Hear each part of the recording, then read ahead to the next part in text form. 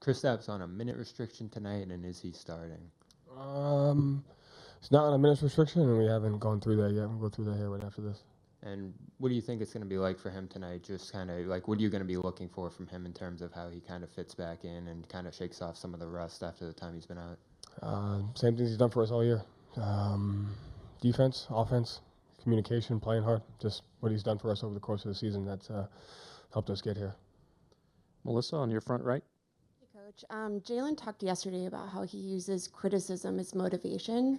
How have you, behind the scenes, seen him use that as fire?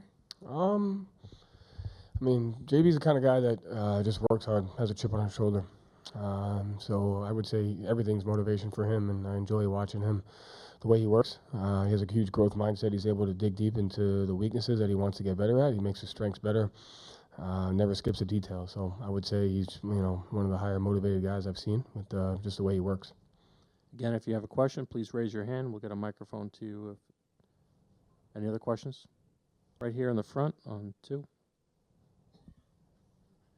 Joe, in the regular season, you talked about taking inspiration from other coaches and using off time to learn from either their playbooks or their style or sense of poise. I'm curious, you had a week off. Were you able to either learn from other coaches or speak to other coaches, like coach to coach? What did this week look like to you? No, I mean, just talk to the staff. Just focus on Celtics, practice, getting better. And that's it, really. Again, here in the front. Coach, I know you're big on building good habits, preparation. About to coach your first NBA Finals game as a head coach. What did today kind of look like for you in terms of preparing for this moment? Honestly, the same way every game day has looked. It's no different. We got to rebound. We got to sprint back. We got to play defense. We got to pay attention to detail. We have to get to our spacing. We have to execute. We have to crash. We got to make plays. We got to play hard. So I can honestly say it has not looked any different, and the things that go into winning this series are no different than since everything we've been talking about in the preseason. Habits, mindset, details, execution. Abby, back left.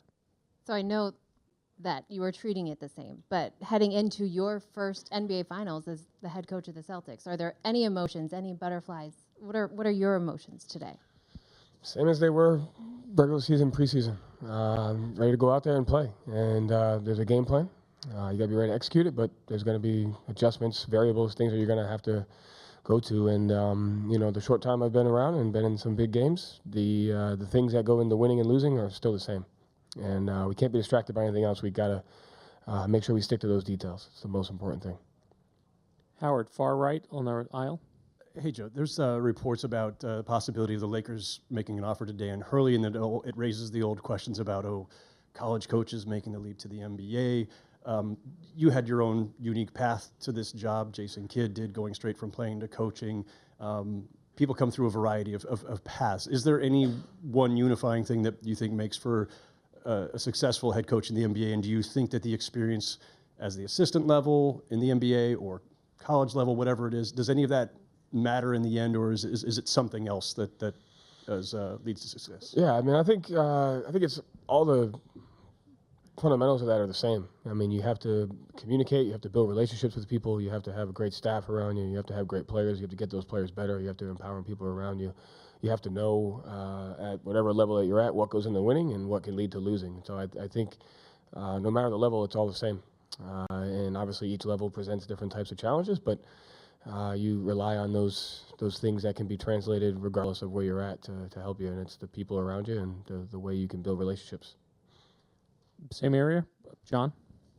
Coach, from the outside, it seems like Doncic will sort of challenge the way you guys want to defend, maybe more than any matchup you've had so far in the playoffs. Do you feel that way, and are you maybe more prepared to have to change things up than you have been in any previous series? Yeah, I mean, he's a great player. They have a great team, and there's no one way to guard these guys, especially when you have to play them over again. So you got to be open-minded to go into different things, absolutely. But the game's connected, and so the offensive adjustments we make will be in large part by how we defend, and our defensive adjustments we make will be in large part how we attack. And the game's connected, and those decisions are made by kind of those things, how one thing affects the other. But I don't anticipate a solution. You have to have multiple solutions.